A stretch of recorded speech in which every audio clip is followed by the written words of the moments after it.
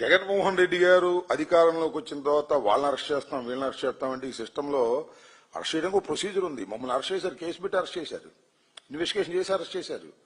చూశారు కదా, చాలా మంది రావులు పెట్టారు, బెయిల్లో బయటకు వచ్చారు. ఇవాళ చాలా స్పష్టంగా నేను చెప్తున్నాను, ఈ రాష్ట్రంలో అనేకమైన స్కామ్ జరుగుతూ ఉన్నాయి. నెంబర్ 1, మెడికల్ కాలేజీల ప్రైవేటీకరణలో స్కామ్, అమరావతి భూముల్లో స్కామ్, లోన్ తీసుకొని ఇవాళ ఎంత 50,000 కోట్ల పైచులుగా లోన్ తీసుకుని కాంట్రాక్టర్ పిలిచి 8% కిక్ బ్యాక్స్ తీసుకుని చేస్తున్నారు స్కామ్. ఈ స్కామ్స్ అన్నిటి మీద వైఎస్ఆర్ కాంగ్రెస్ పార్టీ అధికారంలోకి వచ్చిన వెంటనే విచారణ జరుగుతుంది. ఆ విచారణ క్రమంలో ఎంత పెద్దవారైనా చట్ట ప్రకారం లోపలికి వెళ్లవలసిందే.